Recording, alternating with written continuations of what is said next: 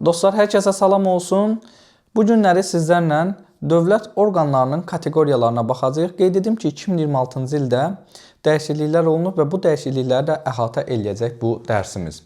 Baxın, ilk olaraq biz nəyə deməliyik? Bilməliyik ki, dövlət orqanlarının kateqoriyası ali və 5 kateqoriya olmaqla toplamda bizim neçə kateqoriyamız var? 6 kateqoriyamız var. Və ilk olaraq mən ali kateqoriyadan başlayacağam. Qeyd etdiyim kimi mən necə bura yazıram? Siz də bu şəkildə dəftərinizə qeyd edirsiniz ki, sonradan yaddaşınızdan heç vaxt silinməsin. Ali kateqoriya orqanlara hansılar aiddir? Gəlin baxaq. Baxın, prezident administrasiyasını bura aid eləyə bilərik. Eləyə bilərik, yox, belədir prezident administrasiyası. Daha sonra prezidentin işlər müdürüdür və yaxud prezidentin xüsusi tip xidmətidir. İkinci bura hansı aid eləyirik? Ali kateqoriya Milli Məclis, Nazirlər Kabineti, söhbət Azərbaycan Respublikasının Nazirlər Kabinetindən gedir və biz bura məhkəmələrdən hansılar aid eləyirik? Konstitusiya Məhkəməsidir, Ali Məhkəmədir. Yəni bunların hər biri ali kateqoriya dövlət orqanıdır. Ola bilər hansısa birisə yadımdan çıxar, çünki hər hansısa bir yerə baxıb demirəm. Baxın, yenə deyirəm, prezident administrasiyasıdır, prezidentin işlər idarəsidir, xüsusi tip xidmətidir. Buradan da yazdım təzədəndən. Ali Məhkəmə, Konstitusiya Məhkəməsi, Nazirlər Kabineti və Milli Məclis. Bax, bu bizim ali kateqoriya dövlət orqanımızdır. Burada sizin üçün bir dənə bir qeyd verirəm ki, baxın, ali kateqoriyada Naxçıvan Muxtar Respublikasına aid hər hansısa bir dövlət orqanının adı yoxdur. Bu bizim qeydimizdir. Bunu yadımızda saxlayırıq. İndi mən bu hissəni silim. Sizlə keçim birinci kateqoriya dövlət orqanlarına. Görək, birinci kateqoriya dövlət orqanlarımızda hansılar var? Buradan da yazıram. Mən yazdığım kimi siz də buradan yazırsınız birinci dərəcəli, yəni birinci kateqoriya, dərəcə nə idi? Birinci kateqoriya. İndi biraz səlqəsiz oldu burada. Hansılar aiddir birinci kateqoriya dövlət orqanlarına? Hətta bunu daha qəşəng yazaq, çünki belə bilinmir nə oxşayır. Buradan birinci kateqoriya yazıq.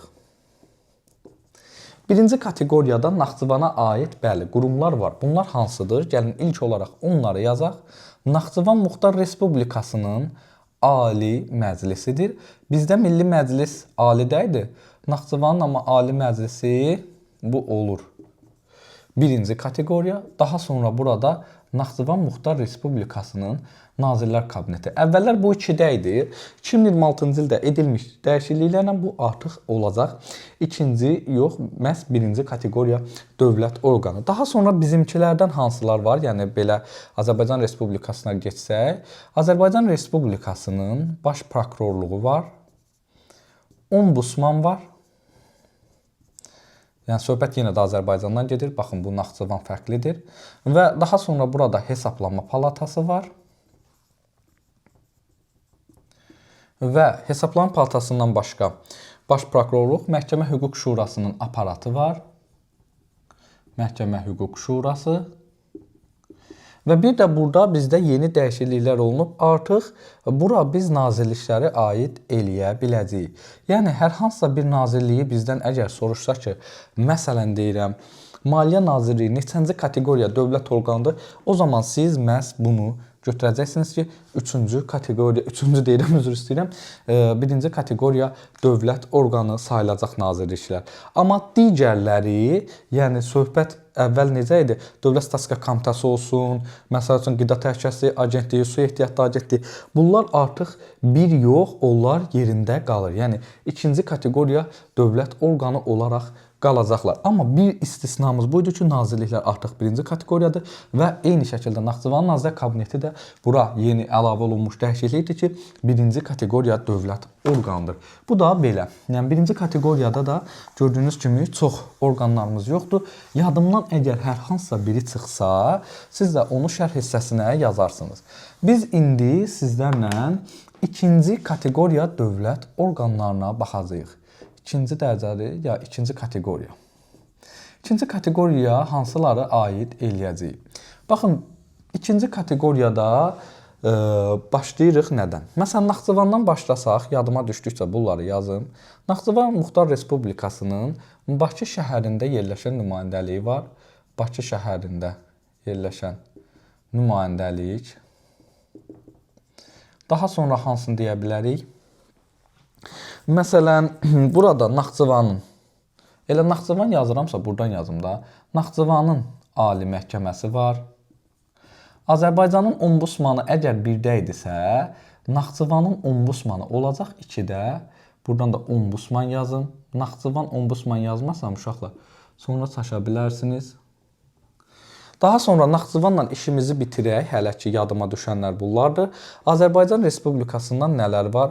Azərbaycan Respublikası MSK var, Mərkəzi Seçki Komissiyasının aparatı var.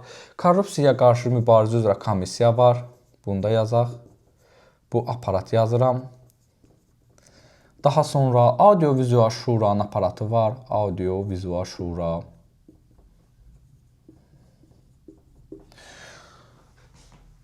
Audio-Vizual Şuradan sonra burada bizim qeyd edəcəyimiz hansılar var? Məhkəmələrdən apellyasiya məhkəmələri var. İkinci kateqoriyada apellyasiya.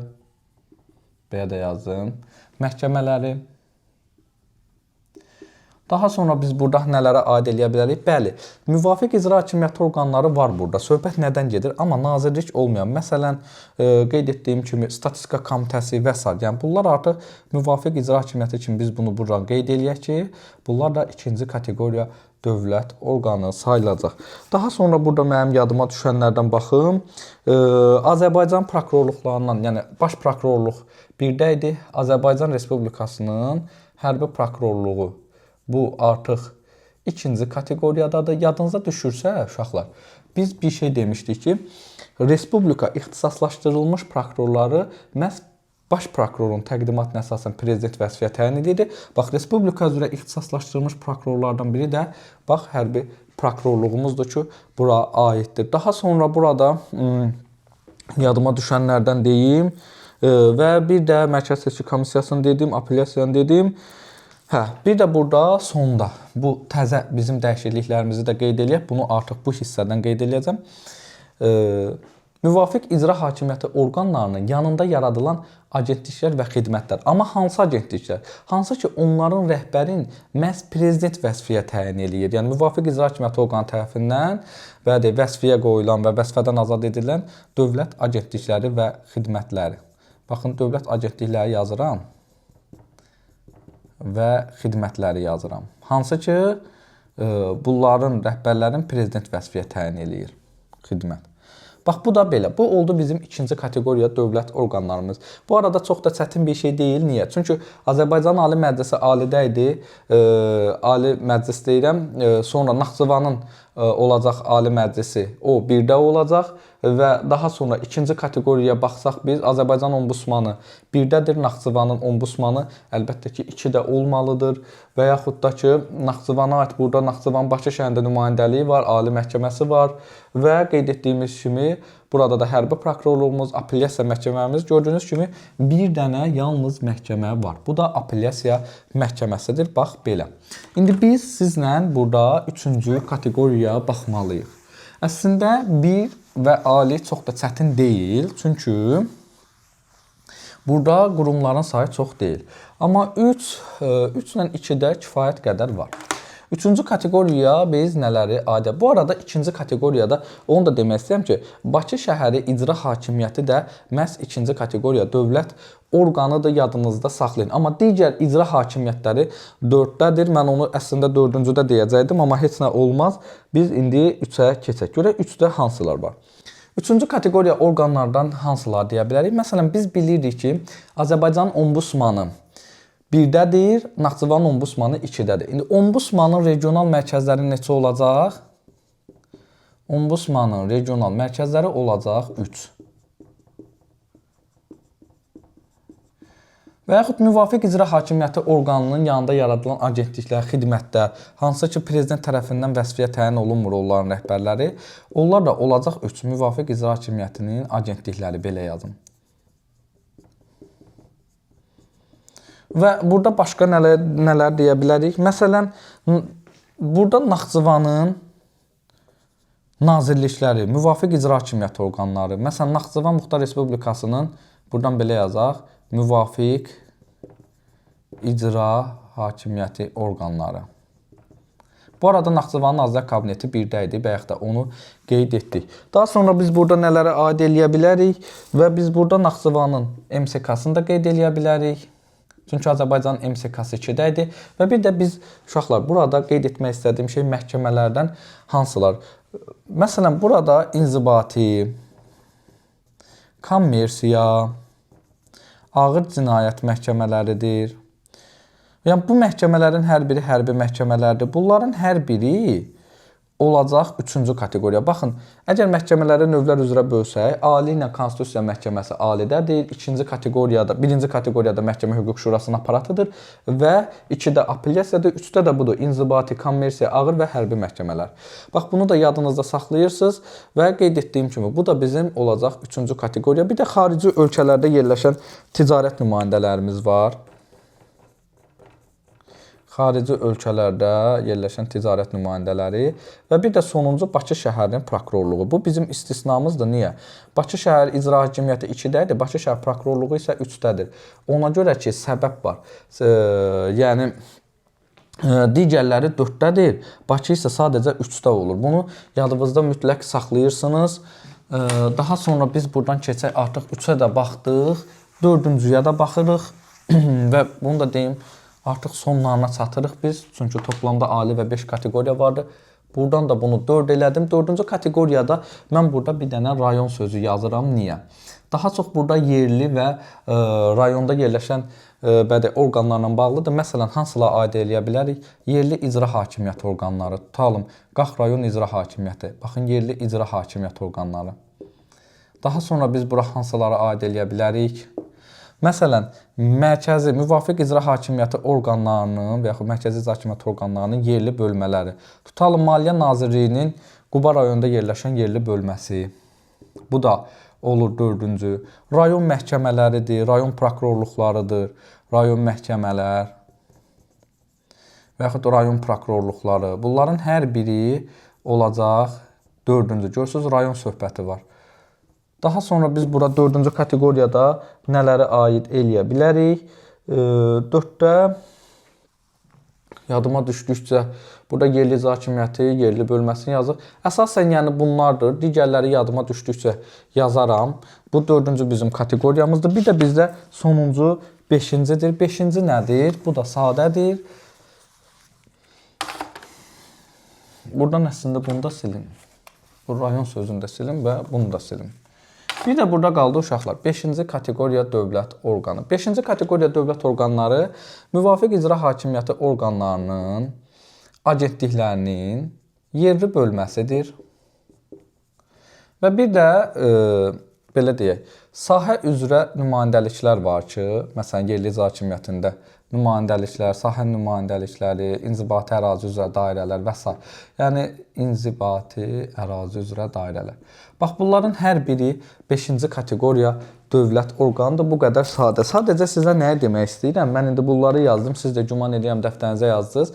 Gəlin bir də yekunlaşdıraq. Ali kateqoriya dövlət orqanlarında, məsələn, məhkəmələrimizdən Konstitusiya və Ali Məhkəmədir. 1-ci kateqoriyada Məhkəmə Hüquq Şurasının aparatıdır. 2-də apellyasiyadır və 3-də növ məhkəmələrdə söhbət nədən gedir? Ağır cinayətdir və yaxud inzibatidir, kommersiyadır. Bir də 4-cü isə rayon məhkəmələrdir. Eyni şəkildə prokurorluqları da o şəkildə yadınızda saxlaya bilərsiniz ki, məsəl üçün baş prokurorluq 1-dədir, Azərbaycan Hərbi Prokurorluğu 2-dədir və yaxud 3-də olur Bakı şəhər prokurorluğu, 4-də isə rayon prokurorluqları. Qeyd etdiyim kimi 4-də rayon prokurorluqlarıdır. Və bu arada dəyişikliklərlə bağlı da sizə məlumatı bir də yekunlaşdıraraq vermək istəyirəm ki, Nazirliklər və Naxçıvan Muxtar Respublikasının Nazirlər Kabineti artıq 1-ci kateqoriya dövlət orqanıdır və Digər məsələlərdə əsas dəyişikliyimiz bundan idi və mərkəzi icra hakimiyyəti orqanlarını artıq bölünüb. Yəni əgər bunun rəhbəri prezident tərəfindən vəzifəyə təyin və vəzifədən azad olursa, bu artıq ikinci kateqoriya dövlət orqanı olur. Digərləri isə olduğu kimi qalıb. Məsələn, Naxçıvanda hər hansısa nazirlik üçüncü kateqoriya dövlət orqanıdır və belə bu şəkildə 5-ci kateqoriya yerindədir, 4-cü kateqoriyada eyni şəkildə yerində qalıb. Bax belə uşaqlar, güman edirəm ki, bu mövzu sizin yadınızda qalacaq və sonda da onu demək istəyirəm ki, yadınızda saxlayın. 4-cü kateqoriyada rayon kateqoriya dövlət orqanlarıdır. Bax belə dostlar, kanalıma abunə olun, videomu paylaşın ki, bir çox dövlət qulluğuna hazırlaşan şəxslərə də əl çatan olsun. İzlədiyiniz üçün hər birinizə təşəkkür edirəm. Sağ olun.